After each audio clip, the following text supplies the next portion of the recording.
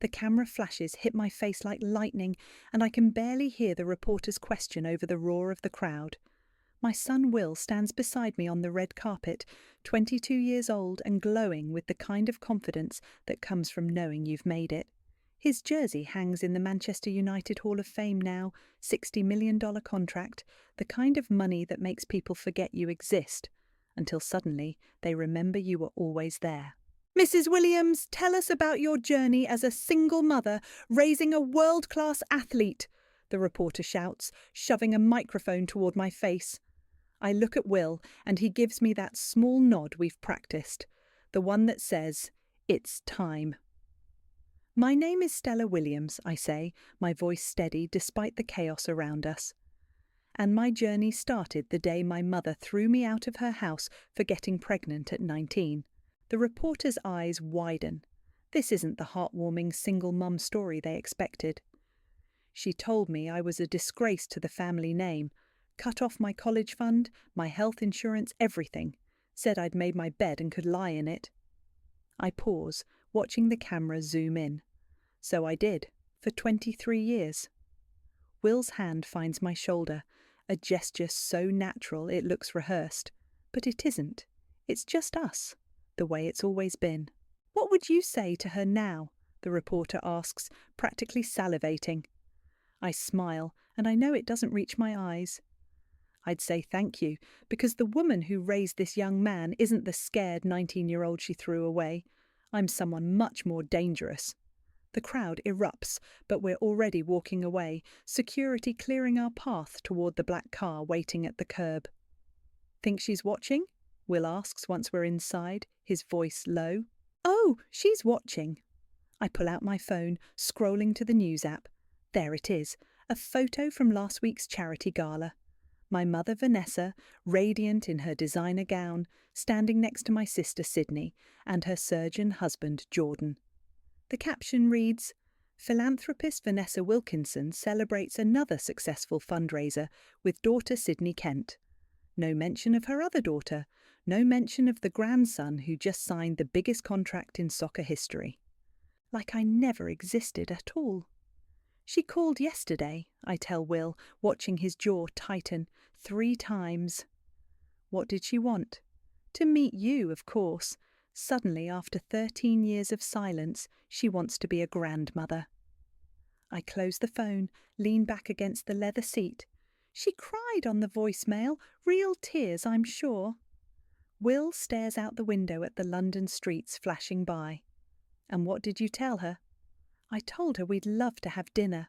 He turns to look at me, and for a moment I see the little boy who used to ask why Grandma didn't love us. The one who stopped asking when he turned 10, because he'd figured out the answer wasn't something a child should have to carry. You sure about this, Mum? I think about the night he was born. How I screamed for hours in that hospital bed while the nurses whispered about the girl whose family wouldn't even visit. How I held him afterward, this perfect little person who was mine and mine alone, and promised him we'd never need anyone else. I think about working 3 jobs while he slept in daycare cribs, and later, in the back room of Eliza's bakery when she let me bring him to work. About watching him grow up knowing his grandmother lived 20 minutes away, but might as well have been on Mars. About the trust fund my grandfather left me, the one that disappeared after he died, the one my mother swore never existed. I've been sure about this for 23 years, I tell him. The only thing that's changed is now we have the power to do something about it. Will nods. That same calculating look in his eyes that's been there since he was 12 and realised other kids had grandparents who sent birthday cards.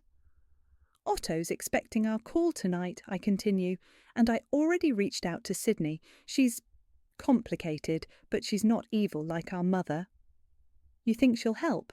I think she's been waiting for someone to finally stand up to Vanessa. She's just never had the courage to do it herself. The car pulls up to our hotel and Will reaches for the door handle, but he stops, looks back at me.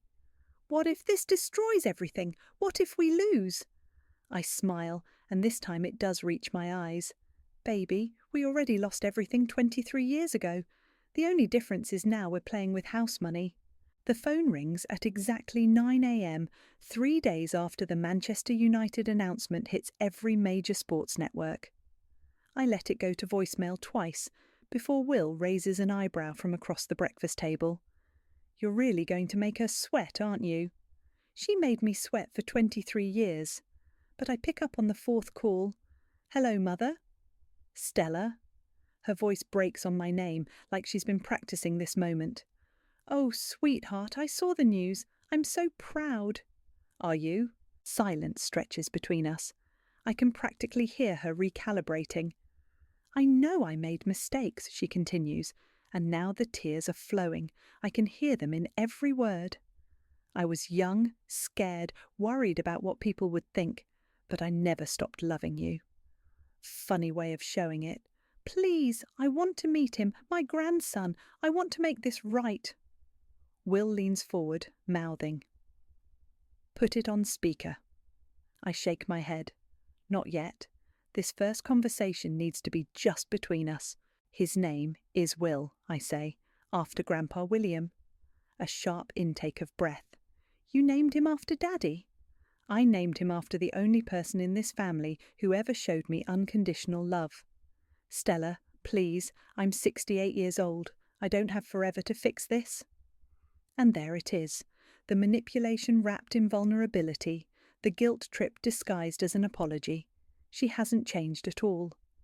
"Fine," I say. "Dinner, Saturday, 7 o'clock, the Riverside Grill." "Oh, thank you, sweetheart. Thank you so much. Can I bring Sydney? She's been asking about you." "Just you." I hang up before she can argue. Will grins. Phase 1. Phase 1. Saturday comes faster than I expect. Will looks nervous for the first time since I've known him, adjusting his tie in the restaurant's bathroom mirror. "Remember what we talked about," I tell him. "You're charming, respectful, interested in family history, but you're also observant. And if she asks about money, you're humble, grateful. You mention how hard it was growing up, but you don't blame anyone directly. Let her fill in the blanks herself." The hostess leads us to our table, and there she is. Vanessa Wilkinson, still beautiful at 68, silver hair perfectly styled, wearing a dress that cost more than I used to make in 3 months. She stands when she sees us, and I watch her face transform as she takes in Will. He's tall, broad-shouldered, with my dark eyes, but a confidence I never had at his age, the kind of presence that makes people stop and stare. "Oh my God," she whispers, pressing a hand to her chest. "You're so handsome. You look just like your grandfather." Will steps forward, extends his hand. "Mrs. Wilkinson, it's an honour to finally meet you." She ignores his hand and pulls him into a hug that lasts too long. Over his shoulder, her eyes find mine, and I see the calculation there, the wheels turning. "Please call me Grandma," she says, dabbing at her eyes with a tissue. "I've waited so long for this moment." We sit, and she immediately launches into questions. What's his favourite food? Does he have a girlfriend? What was it like growing up? Each answer makes her lean forward more, her smile growing wider. "Your mother was always so independent," she tells him, shooting me a look that's supposed to be fond, but feels like a warning. Even as a little girl, she insisted on doing everything her own way. "She had to be," Will says quietly. "She didn't have much choice." Vanessa's smile falters for just a second. "Well, we all make sacrifices for our children." "Some more than others," I say, taking a sip of wine. The conversation continues, but I can see her working, calculating how to position herself in Will's life. She mentions the family foundation, the charity work, the social connections that could help his career. "I'd love to introduce you to some people," she tells him. "The mayor's wife, the hospital board. They're always looking for young role models." "That's very kind," Will says. "I'm actually starting my own foundation for single mothers and their children." Her fork pauses halfway to her mouth. "How wonderful! What inspired that?" Will looks at me, then back at her. Personal experience. After dinner, she walks us to the parking garage, clinging to Will's arm like she's afraid he'll disappear. "We should do this again soon," she says. "Maybe you could come to the house. I have so many photos to show you, stories about the family. I'd love that, Will says, and his enthusiasm sounds genuine. Mum's told me some stories, but I'd like to hear your perspective. Oh, I'm sure she has. Another look in my direction, sharper this time. We should probably focus on the future, though. The past is complicated. The past is what made us who we are, I say. Isn't that right, Mother? She forces a smile. Of course, sweetheart. As we drive away, Will is quiet for several blocks. She's exactly what you said she'd be, he finally says. Worse? Much worse, but also... He pauses, choosing his words carefully. Easier to manipulate than I expected. I pull out my phone, scroll to Otto's contact. Time to make that call. Already. She's going to move fast now, try to control the narrative, position herself as the loving grandmother who's been kept away by her stubborn daughter. I hit dial. We need to move faster. Otto answers on the second ring. Stella, I was wondering when I'd hear from you. It's time, Otto. She took the bait. 2 weeks later, Vanessa's house looks like something out of a magazine. Fresh flowers everywhere, caterers bustling around, the dining room table set for 8 with her grandmother's china.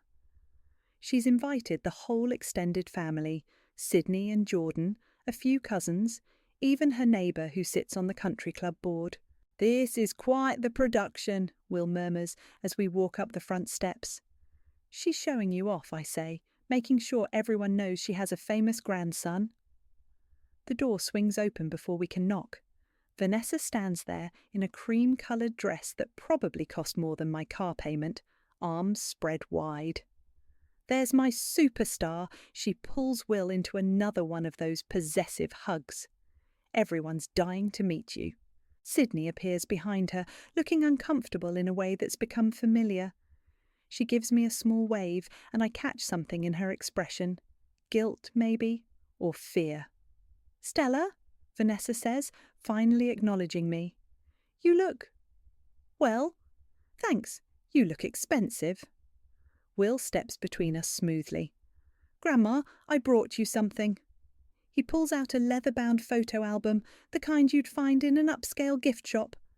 I had it made specially. Her eyes light up. Oh, sweetheart, you didn't have to. I wanted to. It's a family history book.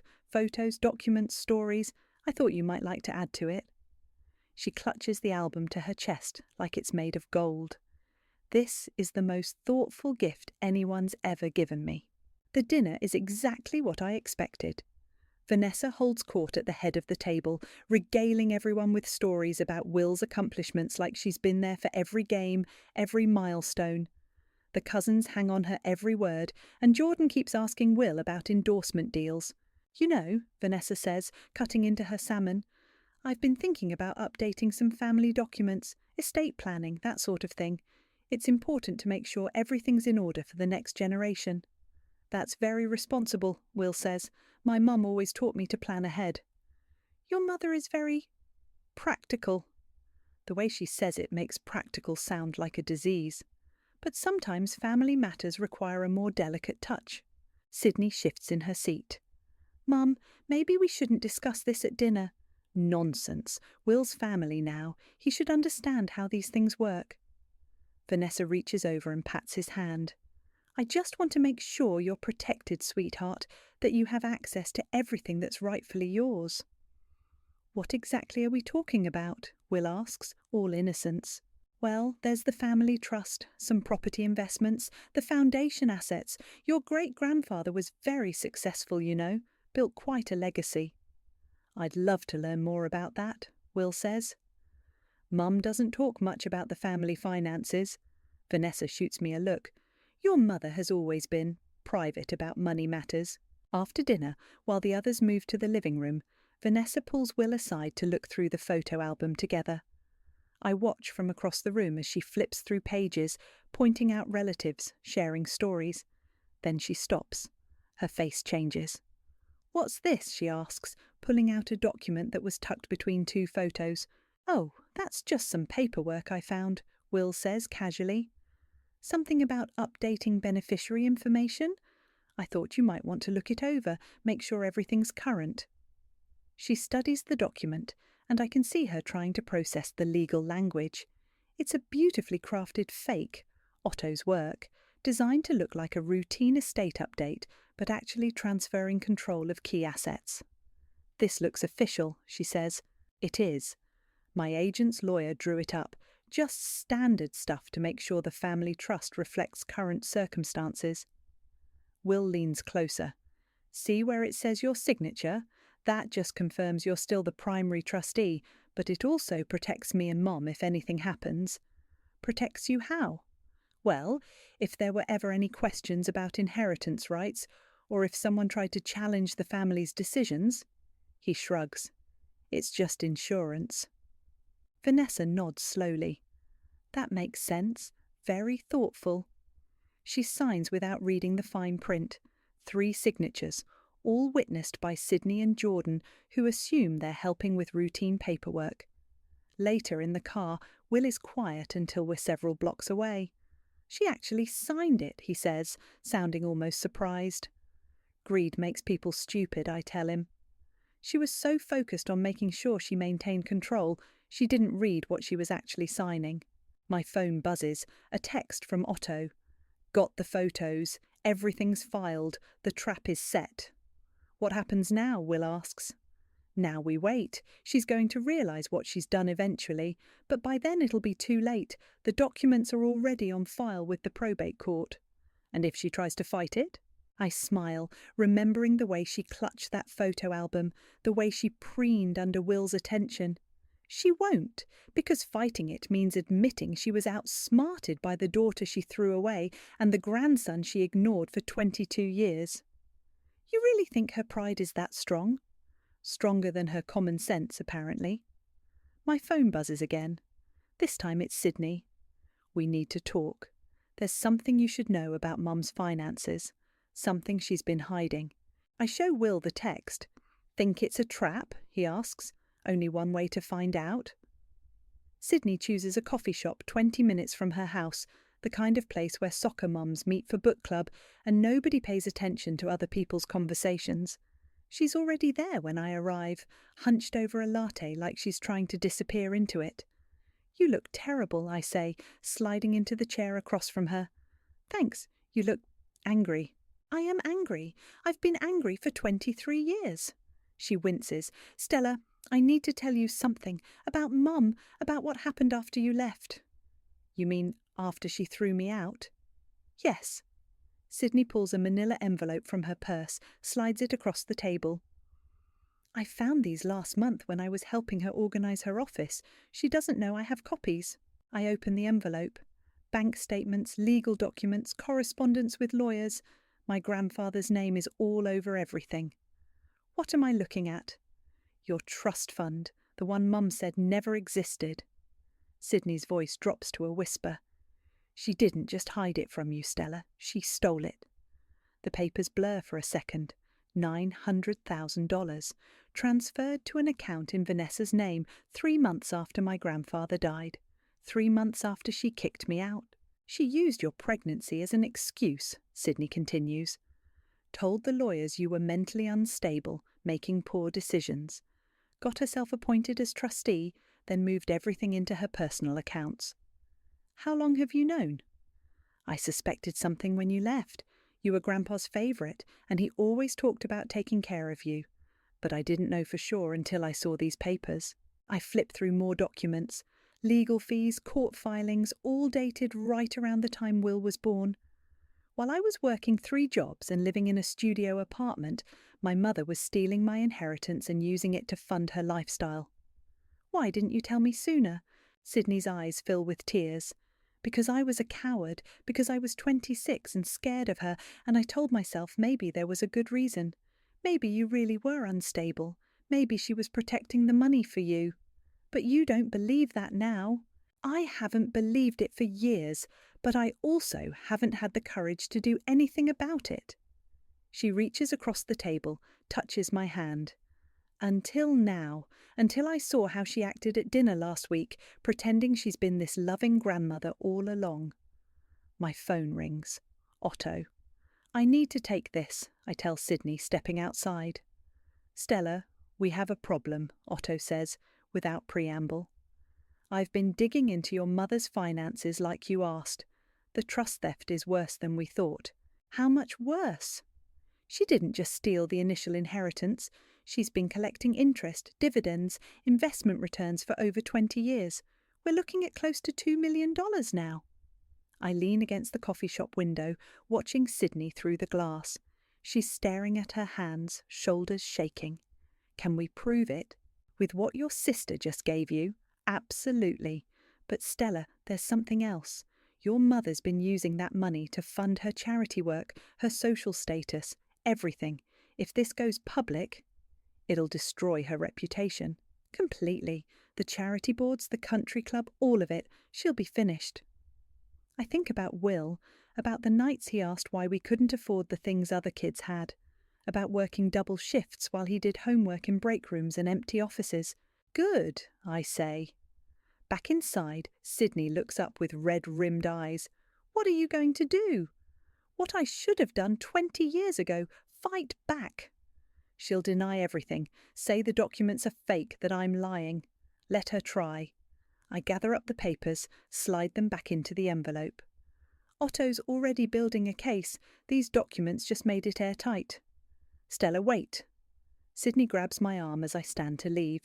There's something else. Something I haven't told you. I sit back down.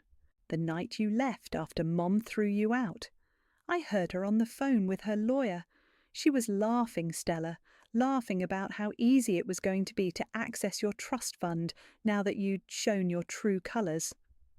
The coffee shop suddenly feels too small, too warm. She planned it. I think so. I think she was waiting for an excuse, any excuse, to get control of that money. Your pregnancy just gave her the perfect opportunity. And you said nothing. I was 26 and terrified of her, just like I'm terrified of her now. Sydney wipes her eyes with a napkin. But I can't live with this anymore. I can't watch her play the loving grandmother when I know what she really is. I stand up again, this time more slowly. Then help me stop her. How? Give me access to her financial accounts, her computer passwords, her email, whatever you can get. If we're going to do this, we're going to do it right. Sydney nods, her jaw set with a determination I haven't seen since we were kids. Okay, but Stella, when this is over, when she finds out I helped you, she'll cut you off too. Yeah. You ready for that?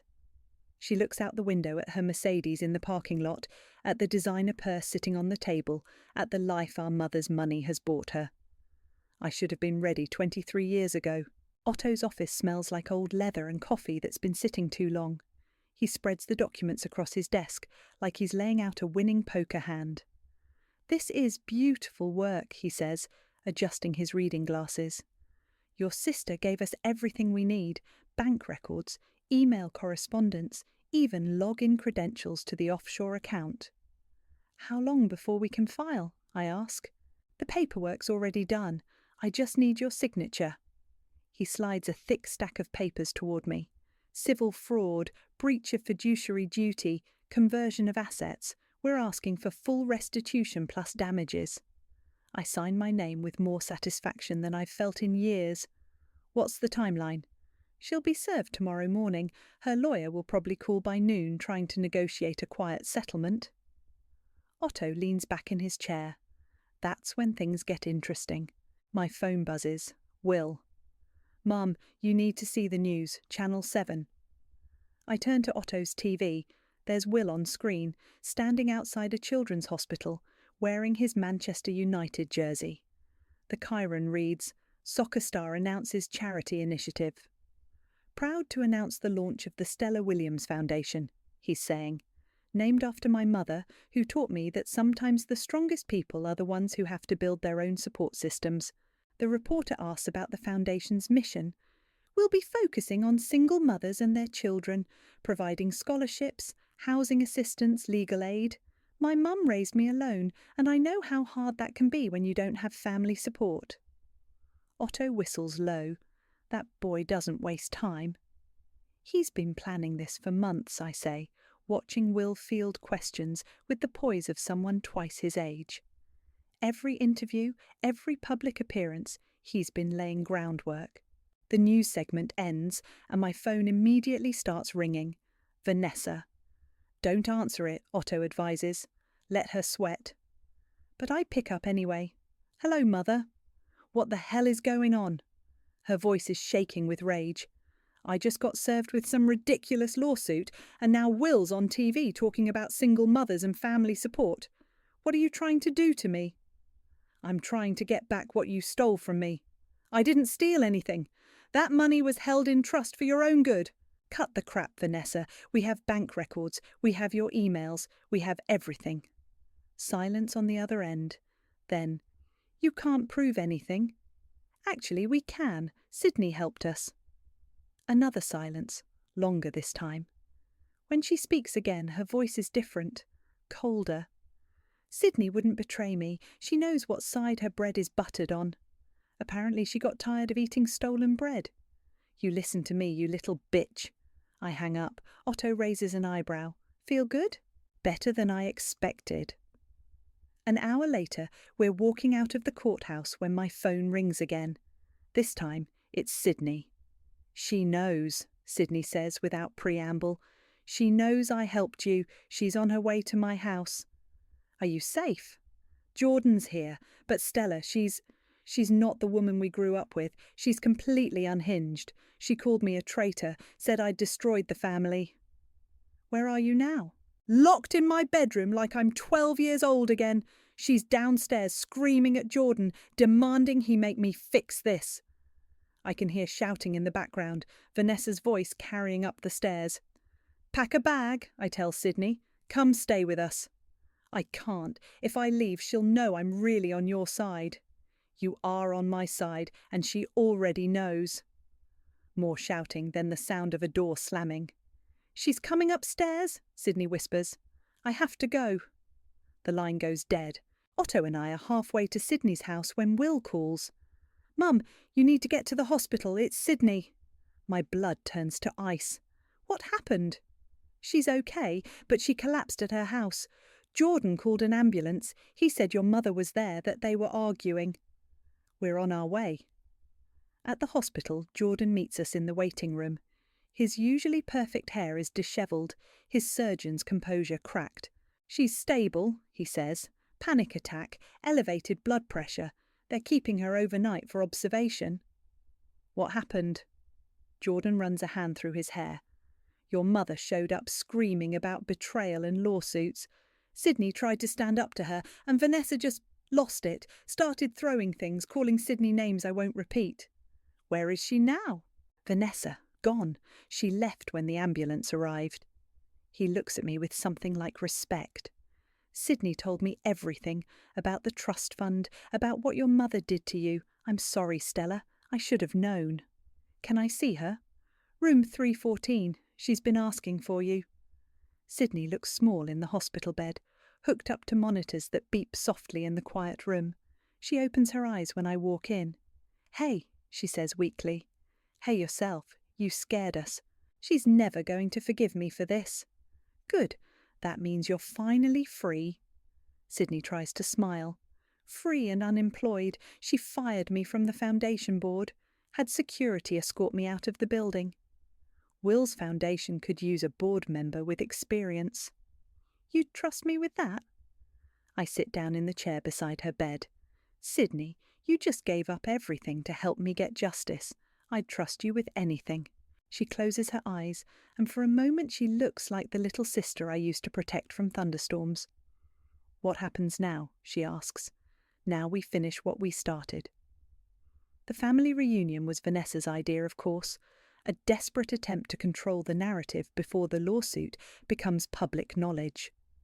She's rented the community centre at the country club, the same place where she used to host charity galas back when people still returned her calls. Are you sure about this? Sydney asks as we walk toward the entrance. She's been out of the hospital for 3 days, but she still looks fragile.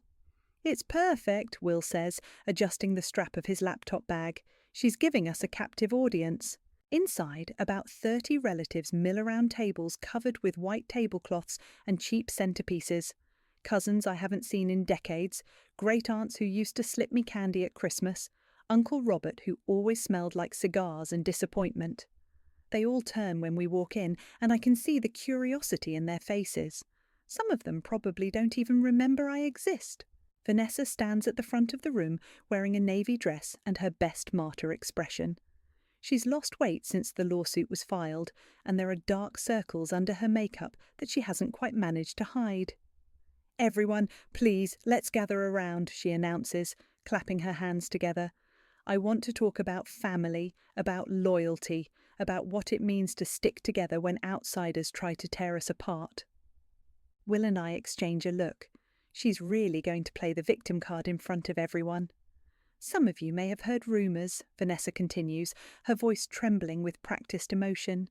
"Lies being spread about me by people who want to destroy our family's reputation, but I want you to hear the truth from me."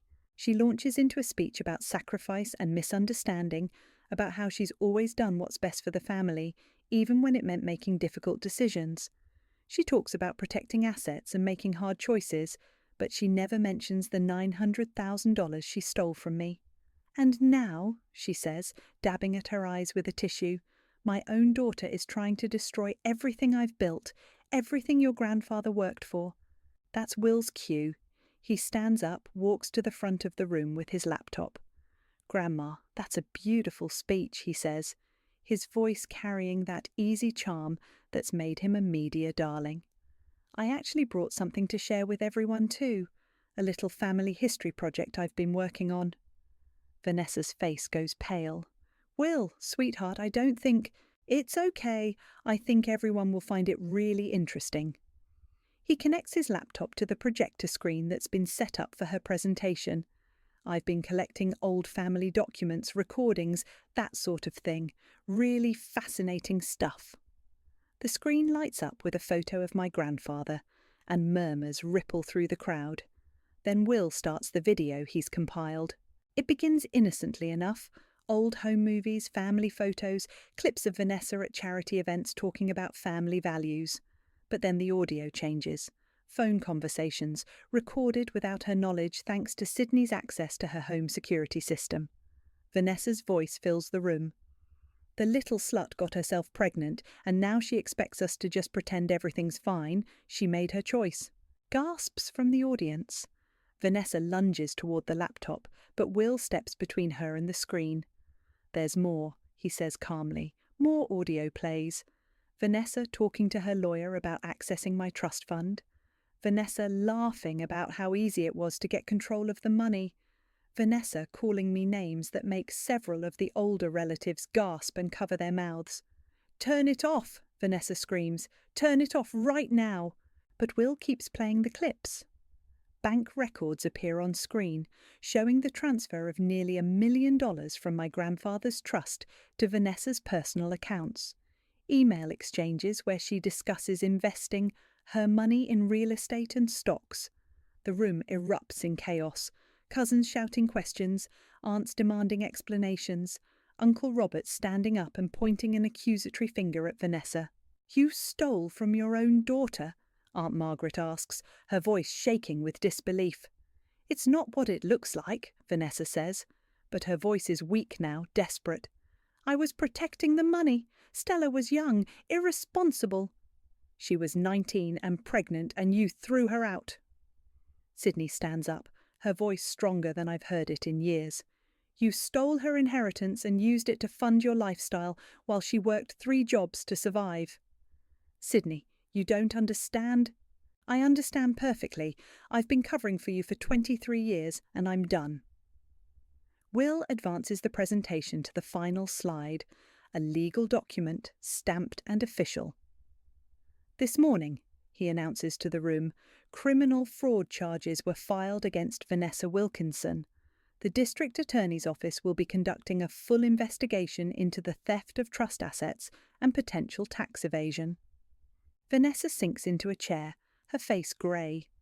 Around the room, relatives are pulling out their phones, probably calling their lawyers or their accountants or anyone who might help them distance themselves from the scandal.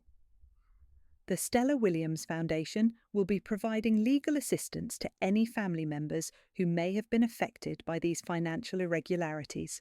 Will continues, we believe in transparency and accountability. I stand up, walk to the front of the room. For a moment, I just look at Vanessa, this woman who gave birth to me and then spent 23 years pretending I didn't exist. You want to know about family loyalty, I say, my voice carrying to every corner of the room. Family loyalty is raising a child alone because his grandmother was too proud to admit she made a mistake. Family loyalty is working 3 jobs so your son can play soccer even when you can barely afford groceries. Family loyalty is never giving up, even when the people who are supposed to love you treat you like garbage. I turn to address the room. My mother taught me that actions have consequences. It just took 23 years for hers to catch up with her.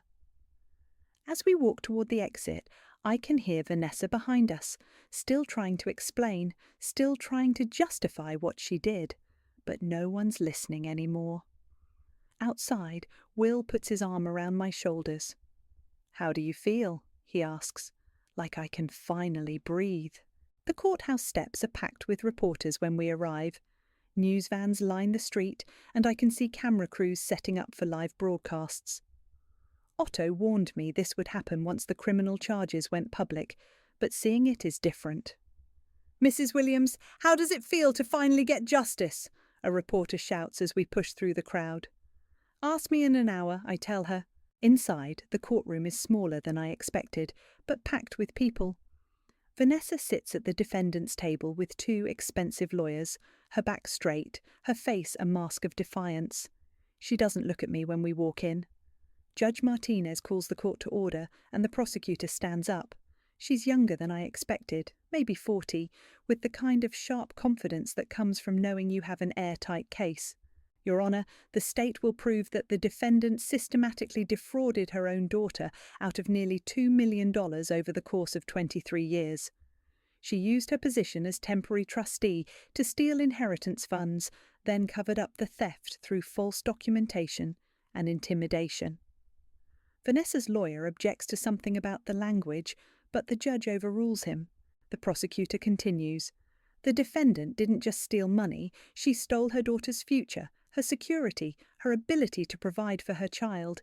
She did this while maintaining a public persona as a philanthropist and family woman." "That's enough," Vanessa hisses, loud enough for half the courtroom to hear. Her lawyer puts a hand on her arm, but she shakes him off. The evidence presentation takes 2 hours. Bank records, emails, recorded phone calls, testimony from Sydney about what she witnessed. Otto takes the stand to explain the trust documents, how they were supposed to work, how Vanessa manipulated the system. When they play the audio recordings from the family reunion, Vanessa's face turns red. I can see her whispering furiously to her lawyers, but there's nothing they can do. Her own words are condemning her. "The defence would like to call Vanessa Wilkinson to the stand," her lawyer announces. She walks to the witness box like she's walking to her own execution. Under oath, she tries to explain her actions, but every answer makes her sound worse. "I was protecting the family assets," she says. "Stella was young, making poor decisions. Someone had to be responsible." "So you decided to steal nearly $2 million?" the prosecutor asks. "I didn't steal anything. I was the trustee, temporarily, until Ms. Williams reached the age of 25, which was 4 years after you began moving money into your personal accounts." Vanessa's composure finally cracks. "She was pregnant at 19, unmarried. What was I supposed to think?" "You were supposed to follow the terms of the trust, which clearly stated that her personal life had no bearing on her inheritance rights." "She embarrassed the family." "So you punished her financially?" "I did what I thought was best."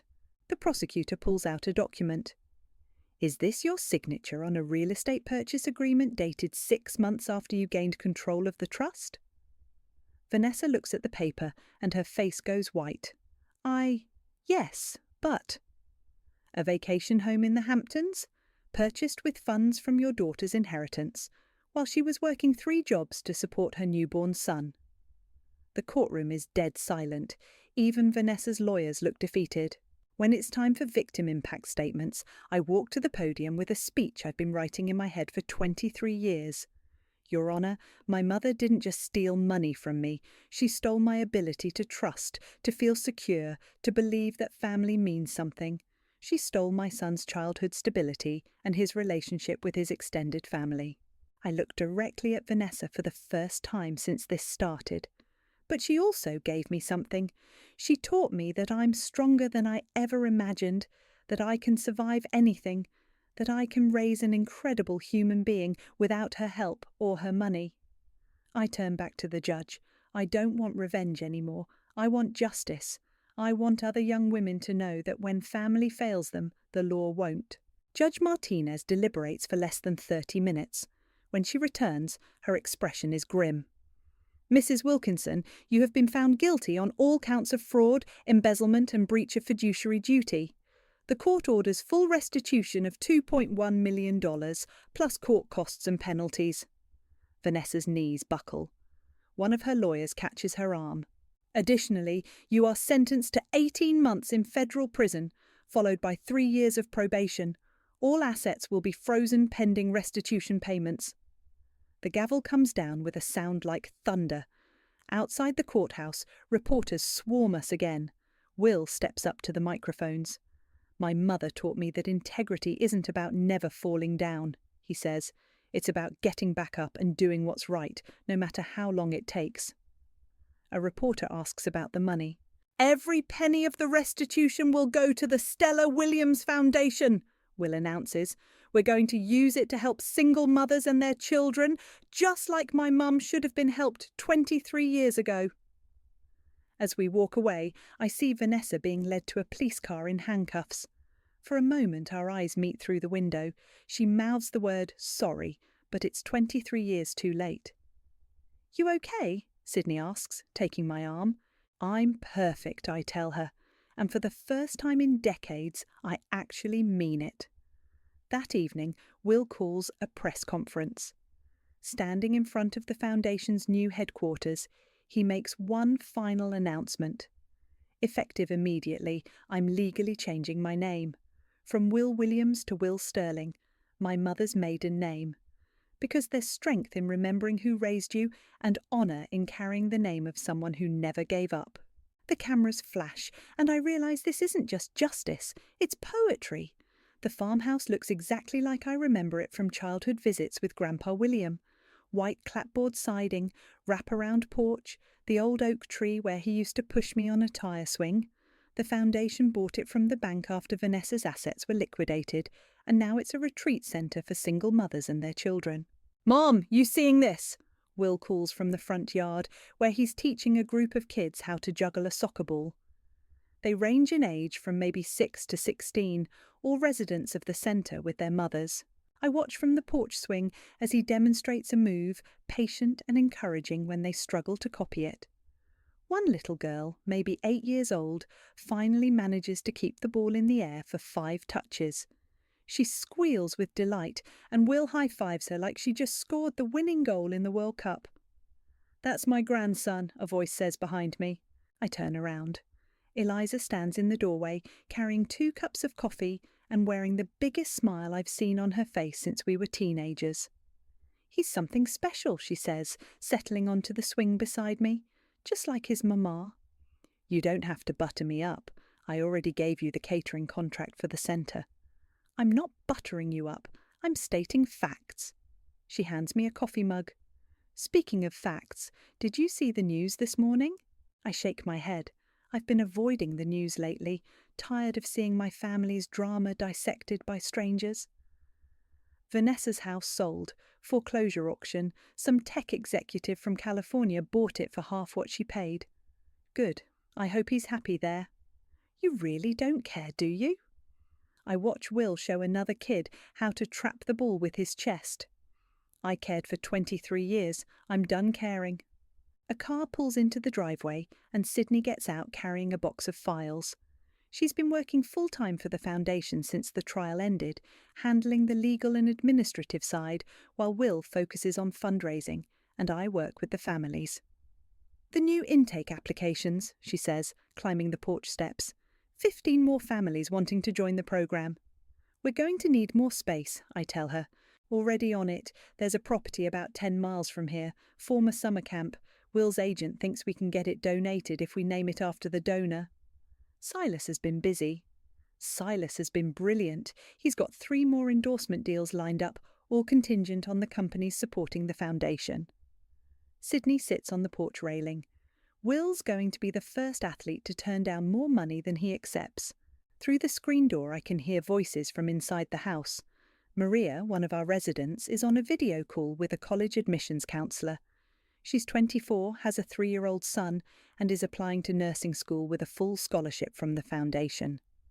"Remember when we thought college was impossible?" I ask Sydney.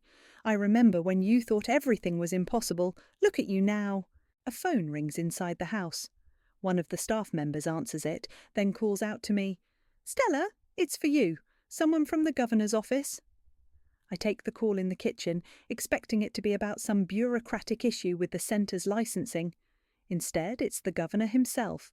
"Ms. Sterling," he says, using the name I legally changed to match Will's. "I'm calling to invite you to speak at the state's annual Women's Leadership Conference. We'd like you to keynote the session on overcoming adversity." "I'm not really a public speaker, Governor." "From what I've seen, you're exactly the kind of speaker we need. Someone who's lived through real challenges and found a way to turn them into something positive." After I hang up, Sydney raises an eyebrow. "The governor wants me to give a speech about overcoming adversity." "You going to do it?" "I don't know. What would I even say?" Will comes bounding up the porch steps, sweaty and grinning. "Say yes to what?" Sydney explains about the governor's call. Will's eyes light up. "Mum, you have to do it. Do you know how many women could hear your story and realise they're not alone?" "It's not that simple." "Yes, it is." He sits down beside me on the swing. "You spent 23 years thinking you were powerless. Now you have a platform, resources, influence. You can help people the way you wished someone had helped you." That evening, after the kids are in bed and the house is quiet, I walk out to the old oak tree. The tyre swing is still there, weathered but sturdy. I give it a gentle push and watch it sway in the twilight. My phone buzzes. A text from an unknown number. "Saw the news about the foundation? I'm proud of you. V. Vanessa, probably calling from prison." I delete the message without responding. Another text comes in, this one from Will. "Just got off the phone with a reporter from Sports Illustrated. They want to do a feature on athletes using their platforms for social change. I told them the real story isn't about me, it's about you."